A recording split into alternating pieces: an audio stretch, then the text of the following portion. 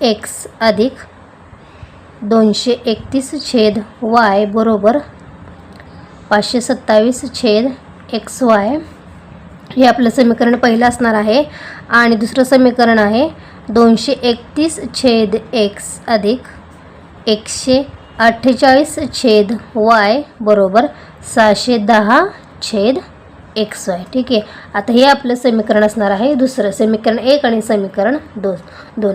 तर आता या ठिकाणी तुम्ही बघू शकताय, तर बघा ह्या समीकरणाच्या जी उजवी बाजू आपल्याला दिसते आहे, ठीक आहे, उजवी बाजू म्हणजे ही डावी बाजू आणि ही उजवी बाजू.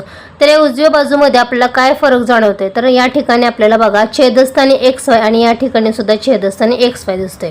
ठीक आहे. मग सुरुवातीला आपल्याला काय करावं लागेल, ही जी समीकरणे दिलेली आहेत ही दोन समीकरणे आपल्याला पहिल्यांदा दोन चलातील रेषीय समीकरणे याचं स्वरूप द्यावं लागेल. म्हणजेच काय, तर समीकरणाच्या डाव्या बाजूची हे जे एक्स वाय आहे, छेदस्थानचे एक्स वाय आणि ह्या ठिकाणी सुद्धा छेदस्थानचे एक्स वाय ते आपल्याला घालवावे लागतील. म्हणजे ते काय होईल, नेहमीप्रमाणे ते आपल्याला समीकरण मिळेल.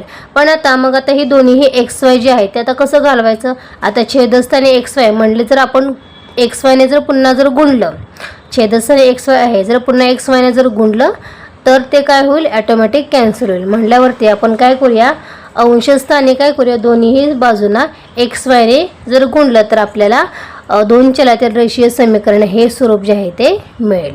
सो त्याप्रमाणे आता हे आपण उदाहरण सोडवूया. तर बघा आपल्याला काय लिहायचं आहे, प्रथम दोन्ही समीकरणांना दोन चलांतील रेषीय समीकरणाचे स्वरूप देऊ. आता त्यानुसार आपण पहिल्या समीकरणाचा ते काय करूया, तर दोन चलातील रेषीय समीकरणाचं त्याला आपण काय करूया, स्वरूप देऊयात. तर आपण काय करणार आहोत, तर पहिल्यांदा जे पहिलं समीकरण आहे ते आपण लिहून घेऊया. 148 छेद एक्स अधिक 231 छेद वाय बरोबर 527 छेद एक्स वाय. ओके.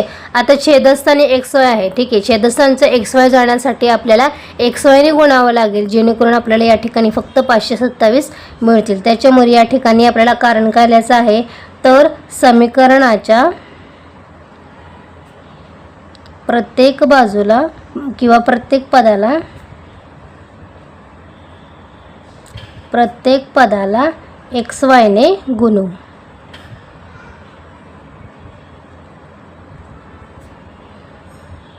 ओके. मग आता हे आपण कारण दिल्यानंतर आता आपण काय करूया, समीकरणाला एक्स वायने आपल्याला गुणायचं आहे. म्हणजेच आता नेक्स्ट स्टेप आपल्याला काय मिळेल बघा, तर 148 छेद एक्स गुणिले एक्स वाय प्लस 231 छेद वाय गुणिले एक्स वाय